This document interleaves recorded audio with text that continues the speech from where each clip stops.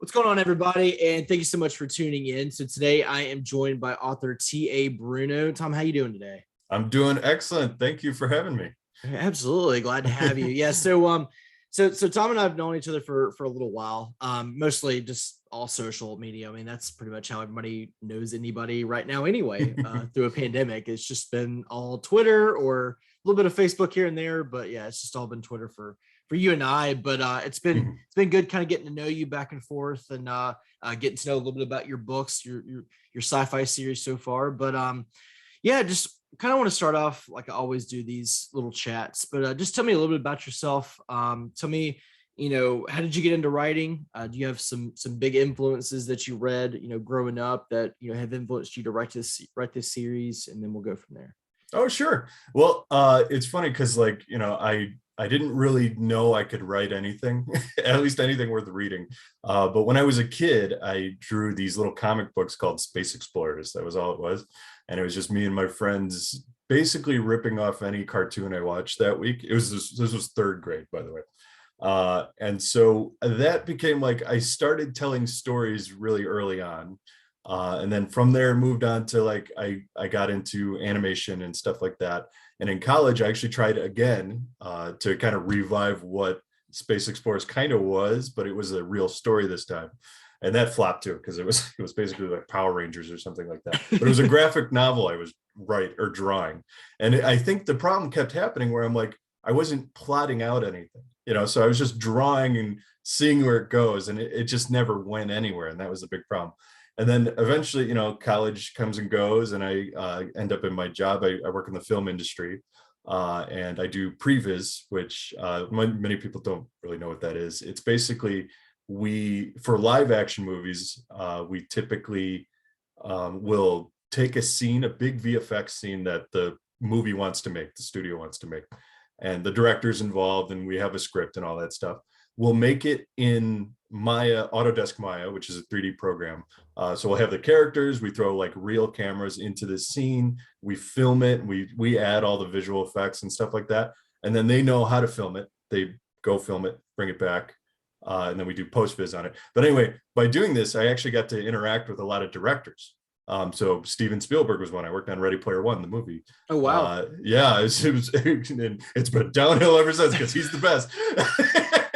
Yeah, no, my first movie was Man of Steel out here, or out there. Sorry, I'm in California now. It was in Illinois, and they were local, and I just applied. I had no idea what it was, and I got this job, and they're like, "Yeah, it's Superman." I'm like, "Superman? That sounds like a big deal." And it was Zack Snyder. He's a super cool dude, by the way.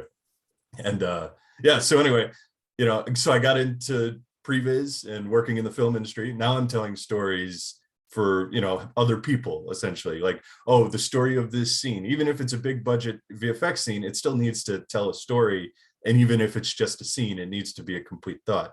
So I put a lot of thought into that, and I learned, the directors are over my shoulder sometimes. They're like, oh, do this because of this, and you realize you can tell a story by only showing things sometimes, so very visually. And I mean, a movie, you have to do that, you can't get into the character's thoughts. You're not allowed to anymore. They don't want you to narrate anymore, so you can't. So you have to show it. So that kind of helped me hone this ability to kind of tell a story. And I've always been an avid reader. So although I was never like professionally trained to write, I just, did everything I could to figure out how to write a story now. And I'm like, well, I'm not going to do a graphic novel, and I'm not going to just go through it. Like I'm going to outline something and see how it works. And then that was what became In the Orbit of Sirens. Eventually, it took like 7 years, but and throughout that whole time, I was taking like as many little classes as I could. Like I took the Neil Gaiman master class, which was awesome. If anybody's thinking about doing it, do it. Luckily, I got access to that through my work, though. I work for DreamWorks now. So they gave me free access to any masterclass I wanted. And I'm like, yeah, I need this one because it'll help previs somehow. And I hope they don't watch this. But they were cool. I think they get it. Like they were very cool about like, just be creative and it'll work for us somehow. Like they don't own anything I've made or anything, but they know by letting their artists be creative, they're going to get creative people doing the best they can, we're all happy artists. So that's kind of how I got in. And I wrote these well before I got into DreamWorks for the most part, but I finished them at DreamWorks. That's how long it took. Basically my entire career, I was writing in the Orbit of Sirens and just honing it, making it better, tweaking it. I had a lot of people also in previs kind of help me tweak the story too, to just make it punch better, you know? Like for instance, one of my friends, Jotham, he did a really, I had gone through a few beta readers and they liked it and they helped me hone it in. But when he read it, he was the last beta reader to read it. And he's just like, what if you started the story here instead? And it's how the story starts now with Eliana on, Kamaria, figuring out how to solve lung lock. And if he didn't say that, it would have started in a different spot. And it's like, it would have been fine, but it was not as good as just starting on Kamaria, Right. And so, that's kind of how I got into writing. I just really wanted to tell my story. And then the long con is they'll adapt it into a movie and I'll get to work on it. There you go. I wanted to make basically the book adaptation. I've always wanted to work. Oh, I love how you just subtly just name drop all these people. Yeah. Like Spielberg, Sorry and Snyder, and yeah. That's not even half of it. Actually. We just had coffee the other day. Just no big deal. Yeah. Oh no, it was never friendly. I think it was, the one I like to tell people is I briefly worked for Michael Bay, and I'm like, oh yeah, we're great friends. I'm like, hey Mike, and he's like, hey, who the hell are you? Get out of my office. He was a weird guy, but he's funny. So I mean, just briefly, like what are sure. some what are some other movies that you've got? Do you have credits to them? Yeah. What are some of the other ones? I've been fortunate enough to be credited in every movie except Fast and the Furious 7, which I worked on, but like I don't know why. Sometimes you don't. There's a lot of people I know that just they maybe worked on 40 movies and they got 7 credits. I don't know what the thing is. I'm under the impression it has something to do with money. Like since a lot of the time I worked for third-party places. So like I worked at previous houses. They weren't the studios. Now I work for the studio at DreamWorks. But anyway, when you work for the third parties, they typically don't. I don't know. They don't always get the full staff on there, which kind of stinks. But just to quickly, we'll name drop all the big ones that everybody likes to hear. I worked for a few Marvel movies that people tend to like. Winter Soldier, the Captain America Winter Soldier, Guardians of the Galaxy, and Black Panther. And those are awesome. Those are really fun. Actually, what's funny about Guardians of the Galaxy is I am the only person on Earth that knew what that was before they were making it, including most of the people making it. Because, well, at least on our staff for the third-party place I was working at, which we call, they're like, yeah, we got this new thing coming in. The supervisor heard you like the source material. It has something to do with like a raccoon and like a talking tree. I'm like, I know what that is. Put me on that. Like, I'll show you how it works. But yeah, no, those are the big ones everybody loves to hear. But more recently, what was kind of fortunate for me is my career pulled me to DreamWorks right as I like had kids. So now I've been able to work on Trolls World Tour and a couple of newer things that are coming out, I think, next year that I won't get into because I'm not sure I'm allowed to. They're announced, but like I'm just not. I don't know what the rules are about anything. Like, exactly. Yeah. Post September. So yes, exactly. Yeah. So, but it's been great. It's super fun, and it really has helped me like just write. And I love that they're cool about me, writing. I could just be as creative as I want, because when you work for other people, sometimes you want to tell it differently. Like I'll be working on a sequence sometimes and the director or supervisor will be like, oh, we should do it this way, and I'll be like, oh, I really want to do it this way. So that's where the book kind of steps in, and it goes like, oh no, I can just tell it the way I want. Like right. No one's going to tell me to not tell that, except beta readers, but I take their advice. They're excellent, and I should.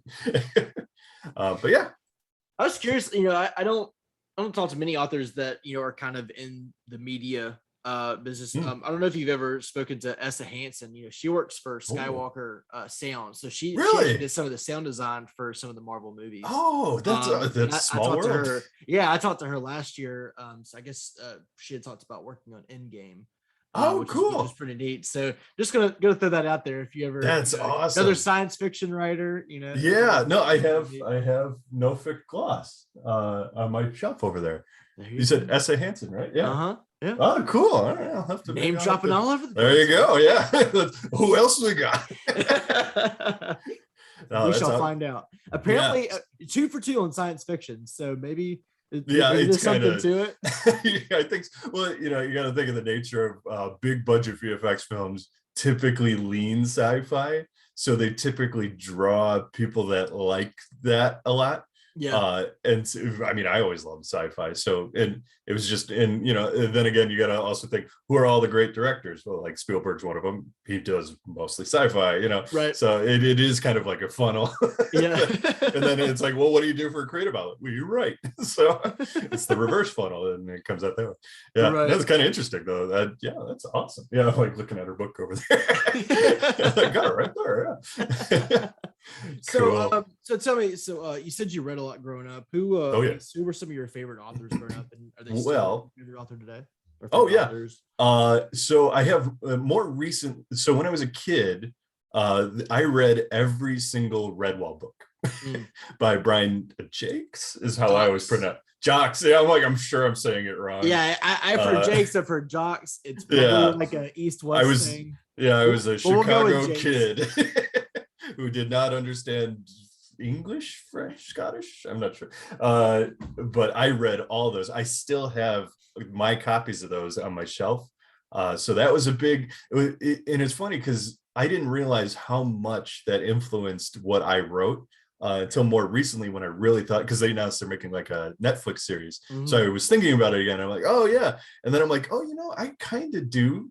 Like I definitely had like backlog stuff that helped me develop my world, because he has Salomon Dastron, which I think that's how it's pronounced, which is where like the Badger Lords come from. They're like the big badass military people, right? Well, I have Tvashtar on Io, where my Marines come from, stuff like that. And just the world is the same. I keep it all in one place that you can recognize, but I change the villains every book, which is something he also did. And it was cool. Actually, cool story about him really quick is when I was a kid, I wrote to him like handwritten letter. I used to do that to everybody, by the way. And Spielberg was one of them too. I actually pitched him Space Explorers as a third grader, and he did not look at it. I'm pretty sure I got he sent back a thing that was signed, but I'm like, I don't know if he read anything I did, except my address to return. I say, like, is this like, did you a signed card? Yeah, it's funny because I'm like looking around my computer. That's why I'm doing this. I don't need to do that. Anyway, I wrote to him a handwritten letter, and he wrote me a handwritten letter back. And just saying, and I drew him a picture because I used to love drawing pictures and stuff like that. And he loved it so much. They put the picture I drew on the website, like on the front page. And he just said he was so happy to receive my letter. And it was handwritten. So it's not like he typed it up or had an intern type it up or anything like that. And I thought that was so cool. Sadly, I don't have that letter anymore because I was a kid. And I'm like, wow, look at this. And I pretty much got destroyed just through my excitement, like whenever I would show people. But so he was a big one. More lately, I've gotten not only into the classics, but also into self-publishing reading. And then just some newer stuff. Like I really love Becky Chambers right now. She's really just kicking butt. Who else? Werner Vinge has become one of my it's funny because I came just across him. I just saw A Fire Upon the Deep. I'm like, wow, what a cool title. I'm not going to read anything about this. I'm just going to read the book and see how it goes. I love it. It's like my favorite book ever. And then the sequel is even better. Deepness in the Sky. That is my favorite book. And then other books I really love are Dan Simmons' Hyperion Cantos. That's awesome. I love those, especially the first two. The second two they're good, but they're not they don't hit the same, Right. And then who else? Yeah, and then just some of my self-published friends that we got, or indie published friends we got up here. Jonathan Navarre with Goodbye to the Sun. I love that. I'm excited to read Bloodlines by Peter Hartog. You probably know all these things. They're all our Twitter friends. And I got Sarah Chorn's of Honey and Wildfires. I love that. I read that. And that's way out of my wheelhouse. I'm like trying to like expand what I'm reading. Now that I've written my trilogy, I'm like, I don't need to keep reading sci-fi. It was like helpful. Yeah. So yeah, a whole bunch of stuff. But yeah, I love, just books that, just kind of, if I continue to think about it afterward, then I know that it's really done something. And it's funny because that doesn't mean I had to enjoy reading it. Because there's books like 1984, right? Where you're frustrated the entire time you read it. But if you're still thinking about it, it did exactly what it was supposed to do. Right. And I'm like, if you accomplished what you're supposed to do, then I love that. Same with like Gone Girl, which I only saw the movie of, but I know the book's just like it. That's a frustrating experience, but that's what they set out to do. And that's what makes it good. So yeah, and stuff like that accomplishes its goal. And it's just, it's interesting. Doesn't need to make me feel good. So, but it needs to be good. So yeah, I love all those. So I got like my top shelf up here. I'd tilt my camera, but it'd be a big pain in the butt. I got my top shelf of all that stuff. I got my middle shelf of like, stuff I really liked, but it just, doesn't, not quite the same. It doesn't make the top shelf. Yeah, it doesn't. I definitely have a tier system. And then I do have nonfiction. I read a lot. That's on this shelf with my little astronaut guy here, if you can see him. Where I read a whole bunch of like different astronaut nonfiction, autobiographies and stuff like that. So like First Man, about Scott Kelly and about all those guys. And I've always loved just NASA history, especially the Apollo program and the Mercury 7. Like I read the Right Stuff and all that stuff. It's interesting. It's all interesting. Some of it gets into my book a little bit, the way they talk and just their mentalities and stuff. But yeah, no. So those are my reads. I was curious if you like all that stuff. I'm assuming you've read The Martian by Andy Weir. Yes. Yeah. Now have you read Project Hail Mary? Yes, and I loved it. Loved it. Such a good book. He's really the best. Like I no one's better than him right now. Like, and it's funny because I just said everybody I love. And he's got him right there. Oh, on top shelf. Yeah, top shelf guy. No, the top shelf is a long shelf. It goes all the way. Sorry. This is going to be a very visual thing. I hope you're not turning this into a podcast because nobody's going to know what they're talking about. So he's, definitely top shelf. And I love that book. And I really hope they make it a movie. And I really hope I get to work on it. But that won't happen anymore because I work at DreamWorks. So we only make cartoons. They can make a cartoon. They can make an animated version. Just bring me over for a minute. I'll go. I love working at DreamWorks. That's the thing. It's like if it was more about I do miss some live action stuff, but working at DreamWorks, there's something just cool about the thought processes that goes into like making an animated movie. It's different than live action. For instance, I remember the art director on Trolls World Tour described the anatomy of a troll, which never comes up in the movie, but they've thought about it, right? They're like, oh yeah, they're semi-viscous, they're like gummy on the inside. So if we did shine it, that would affect the lighting, so if you shine a light on them, you can sort of see through them a little, just a very hint. The audience won't even notice, but I'm like, that's cool. Anyway, but I do miss doing some of the live action stuff because projects like whatever will be Project Hail Mary will probably come along and it's like, oh, I don't get this. I have to sit out on that one. Yeah. Right. But I've had a very I've been a lucky man with my career. Like with the lineup of movies I got to work on, most people are like, they get a good one and then they got like 7, just bummers to hit first. And then the next good one comes. But I've been pretty much all mine were pretty cool. So I don't know. I just got lucky. I think timing. That's like the fact, like you were saying earlier about how DreamWorks kind of came along as you had kids, so it's like really like perfect transition. Oh, it was, yeah. I'm like, this is exactly what I need to do. I want to make movies for my kids because it's funny. I was even when my first son was born, I was working on Black Panther. And it literally, I stopped working on Black Panther the day he was born because it was like, okay, going on paternity leave, and then it was pretty much the end of that project though, so I finished it out. But I'm sitting there, and as I was holding him and everything, and I was like very tired because it was like a 14-hour labor and everything like that. I wasn't pushing; it wasn't me.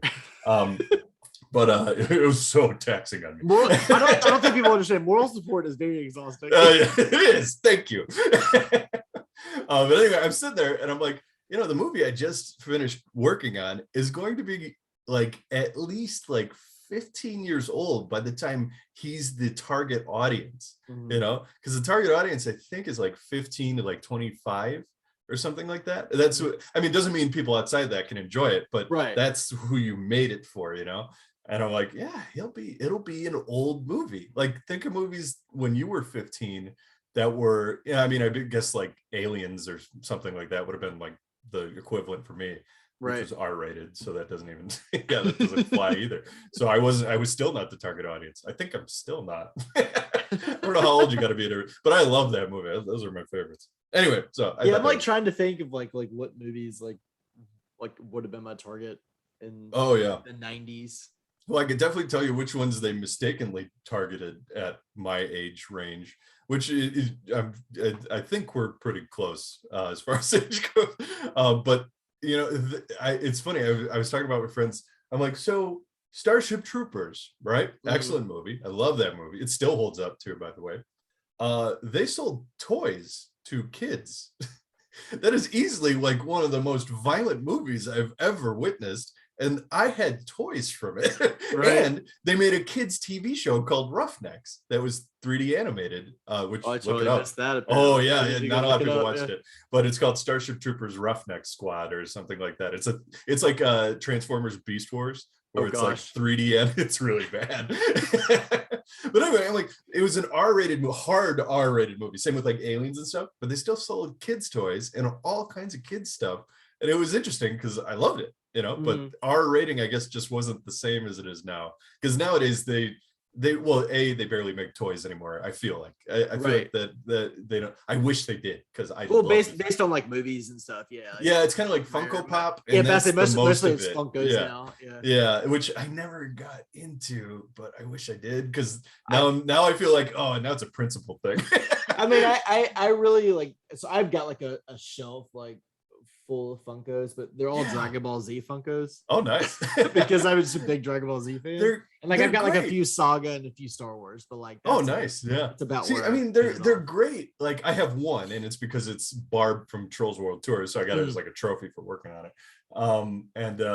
Like I like them, but I'm like, am I too late? Like, because they're kind of limited run, right? Or are they easy to get?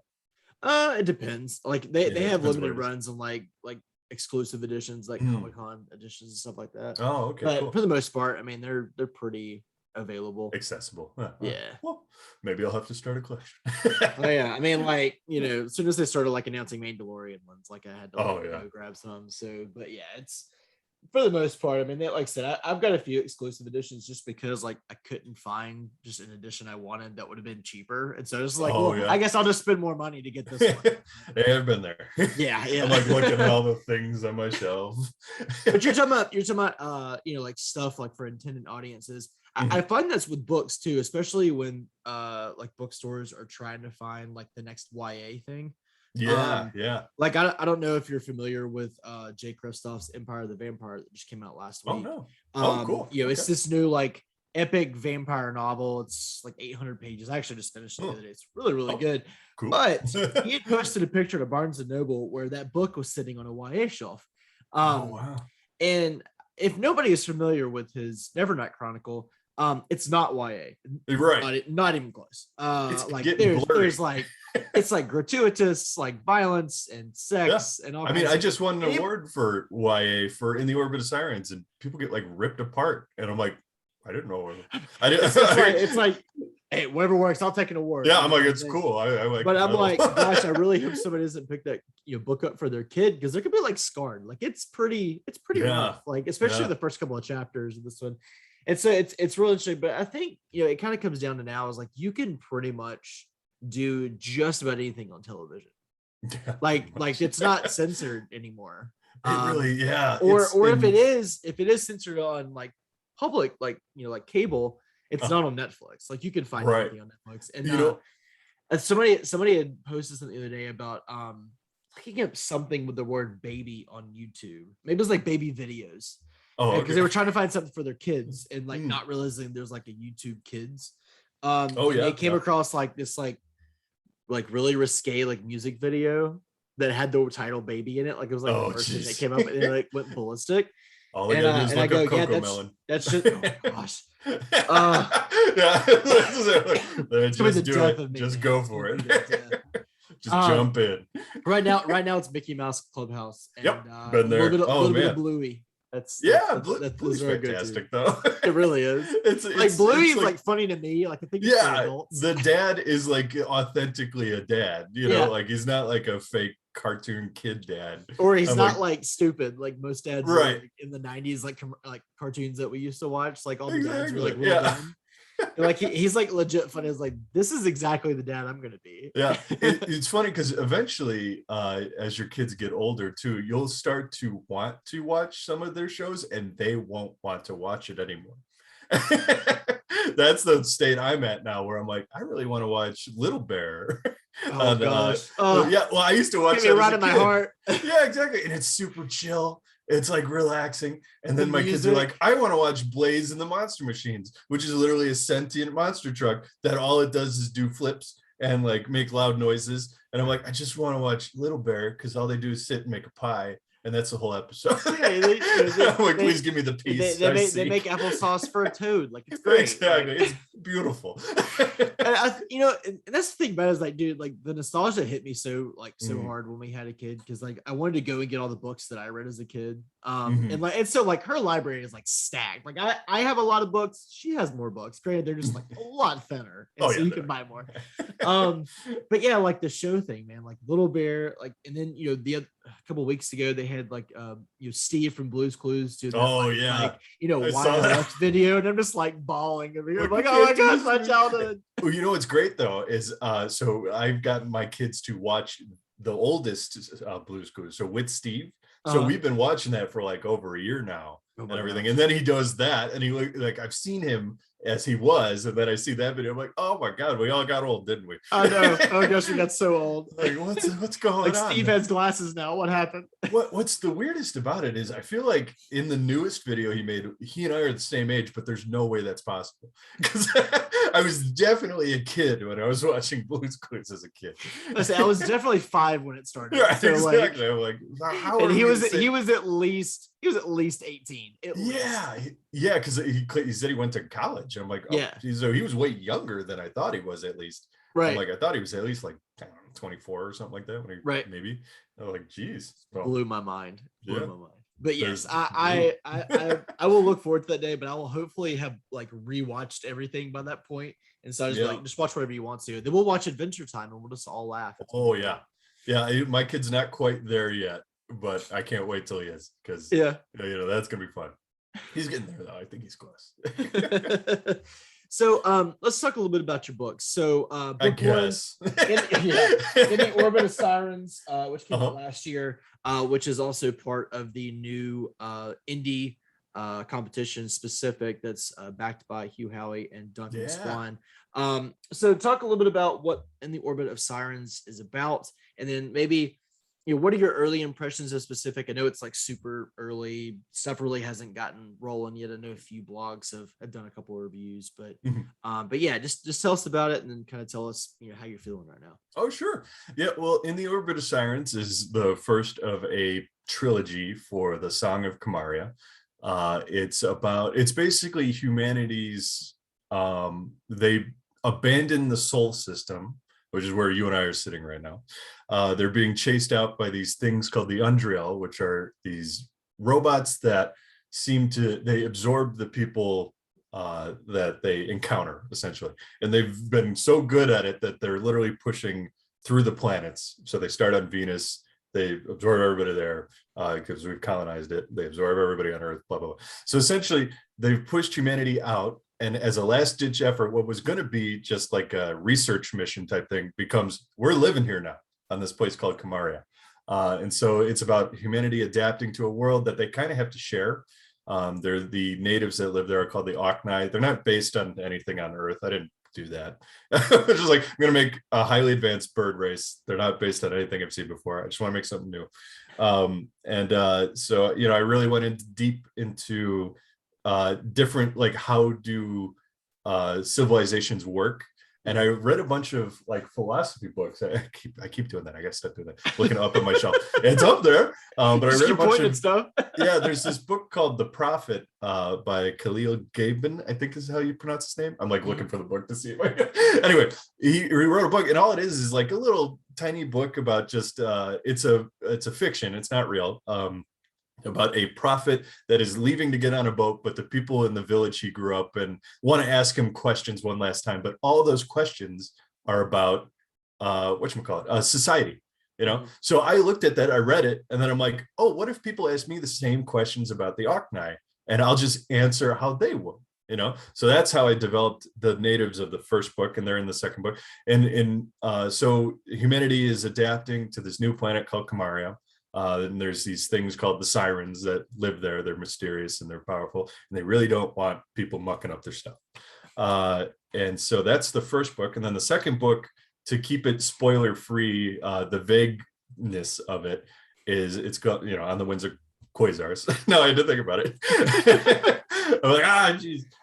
Is we take a deeper dive into Kamaria, and we take a deeper dive into the Orkney, because they're in the first book, but they're not quite the focus. Book 1, I would say, is about humans. Book 2 is about the Orkney. And then book 3 is about something I'm not going to talk about.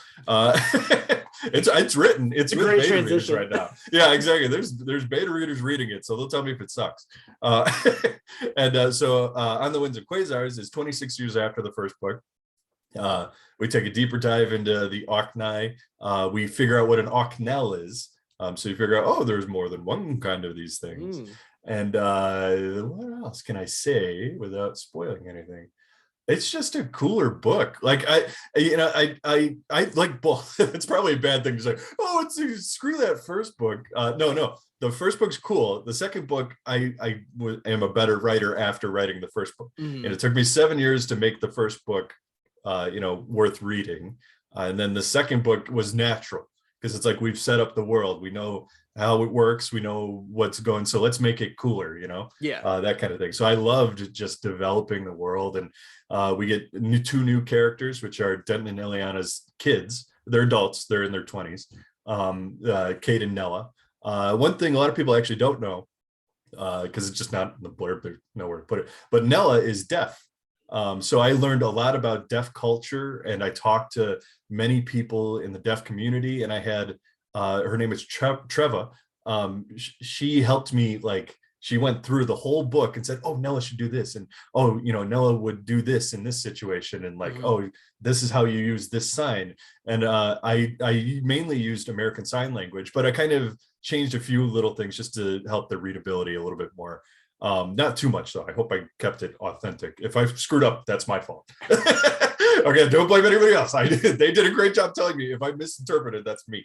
But anyway, it was so cool, like, learning about that, because honestly, I never had an opportunity.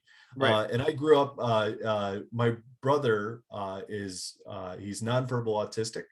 He's my older brother, so my whole life I had in my family a person to take care of for the most part. So I wanted to have that family dynamic in the book, but it's not like, that's not like what the book's about. It's just a reflection of a little bit, I don't know, something going on. So but no, it was cool just learning about how she would operate in these situations, and it was so awesome. Like but yeah, I love that second book. Just for that reason. I feel like you don't see that. Like Star Wars doesn't have anything like that. It's hard. I haven't found really any other books that have that as sci-fi, at least, There's been some great TV stuff, like The Dragon Prince, if you saw that on Netflix. Has this excellent deaf character in it. Like, she's just super cool. I don't remember her name, but yeah, if you watch that was a big one that I'm like, oh, I kind of want a character like that in my book. And it's just natural. Like, it's not like the big part of the book or anything. It's just there's a character that is represented that way, and that's awesome. I feel like that's important. Interesting. Yeah. I think the only thing I could compare it to would be the show C on Apple Plus, where they're all blind. Okay. And I never heard. It's a really check it out. It's got Jason Momoa, Dave Bautista's in the second season. Oh, really? Cool. Plays his brother in it. But yeah, they're all blind. Like, there's been this apocalyptic thing that's happened that's basically blinded everybody, and it's their kind of way of making it through the world. It's really interesting. It's really good. It's kind of they pitched it like Game of Thrones, like next thing. It's everything really is but it's not. But it's really good. So if you've got Apple Plus, I definitely recommend. Yeah, cool. I do actually. I just got my iPad, so there you go. They gave me free Apple Plus, so there you go. I will. Yeah, that sounds up my alley. So, and by the way, when you said the second book is better, everybody says that their next book is the better, is the best book they've written. Yeah, so that makes like sense. you don't have to apologize for it. I would hope you do hope that your books get better as they go along, but they start good. Yeah. I think I want to reiterate. This book is amazing. But this one is so much better. But read both. Read the first one first. Yeah, it's funny because the way I've written these things, now that I know how book 3 is, I mean, depending on what the beta readers say. Funny thing, beta readers for the second book, they hated Cade. So he got a complete rewrite.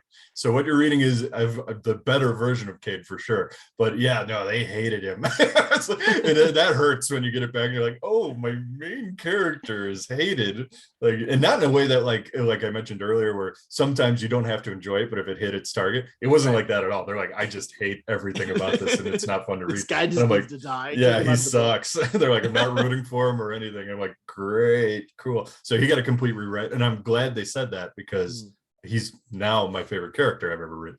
So, but yeah, no. So now that I know how the trilogy is, and I had a plan the whole time, but now it's written, so I know it. It's funny. You can read book 2 without reading book 1, but you can't read book 3 without reading book 1. Yeah, if that makes sense. Book 3 needs both books, but book 2 doesn't quite need book 1, which is weird. And people that will eventually hopefully read all 3 will get what I mean later. And that's about all I could say about that, I think. So last question I got for you. What are like some things you learned or some takeaways from writing book 1 now to have finished and published? Congratulations, by the way, because as of recording this, you've published book 2. What are some things that you learned that made the writing process a little bit easier? Well, definitely, like it's hard to explain really, because book 1, I was excited. I wanted to write everything. I wanted to introduce people to Kamaria. I wanted to introduce the Ocnai and stuff like that. So it's a little less focused. And I feel like I do sometimes lose people in the middle. They do say the middle is a little slow. And I'm like, I wish I made that better. But at the same time, it was just me trying to show you different aspects of the way humans work on Kamaria. So that first book, little less focused because it's like, I want to show you so much. Yeah. What I learned after that, and for books 2 and 3, was to hone it in a little bit, like bring it, make it not even the scale or whatever of the problems or anything like that. It's just like less is more kind of thing. Yeah. We can tell a story straight through, and they'll still see that stuff. We don't need to divert to do that. So I will say books 2 and 3 are a more direct book, whereas this one's got a little bit of a down period right in the middle, which I apologize, everybody. It was funny because like the writer in me, and I'm self-published, so I'm like, I should just rewrite that part, but I'm like, it's one of words. Like, I mean, I think that invalidates all those if I get rid of them. Right. So I can't do that. But I apologize here. But yeah, no. So yeah, just making it, kind of just knowing where I wanted it. Well, I don't know. It's hard to say because it's a very specific trilogy. You'll realize like as you read through it, like this was all planned, so it had to go like a certain way for me to do it. I don't know. That's also a bad way to explain it because it's like it's focused. We'll put it that way. Focus. Yeah. That's to put it in to say blah instead of blah blah. I needed to focus more. I gotcha. And yeah, it was cool. But it was cool because by focusing more, you learned I learned when to add the extra stuff, if that makes sense. So like in book 2, there's a character named Hrunda, who's an Ocnel. And I won't say too much because I feel like that's drawing a lot of people and they're curious what an Ocnel is. But you learn what an Ocnel is. and it's natural. It's as they're moving through the world and they just ask a few questions. And it's like, you get by her explaining what she is, what her life is like, You just learn more right there instead of having to, and it's not exposition really. They're doing stuff. It's all applying to what they're in the situation doing. I don't like to tell too much. I like to show. So yeah, and then the way she interacts again with Nella, which is I love that, because it's like, well, deaf people, some of them have an ability to lip read. Well, you can't really lip read a bird, Right. So like, how does that work? And then, like, it was cool kind of approaching these like complexities and just figuring out, well, how does it work now? And stuff like that. So cool stuff. Anyway, I can go on for hours with that. Well, awesome. Well, Tom, I want to say thank you for taking the time to come chat with me. I know you're a busy guy. I mean, I know how it is with a kid, not with two kids, and then also with two boys, full time. Oh gosh. Oh, but that's exhausting. Oh, it is. Oh, it's terribly exhausting. But I just really thank you so much for coming and chatting with me. So everybody, In the Orbit of Sirens and On the Winds of Quasars are both out. Book 2 is out as of today, the 20th. So make sure to go grab a copy in Kindle or paperback or hardcover. They're all available for you there. And I know In the Orbit of Sirens is also on audio. So definitely check it out if you're an audiobook fan. But Tom, just best of luck with book 3. Hopefully beta readers don't crush your dreams too hard. I hope they do. Just make a better book. Yeah, there you go. And we'll talk again soon. Thank you so much for having me, and thanks, man. Absolutely. All right.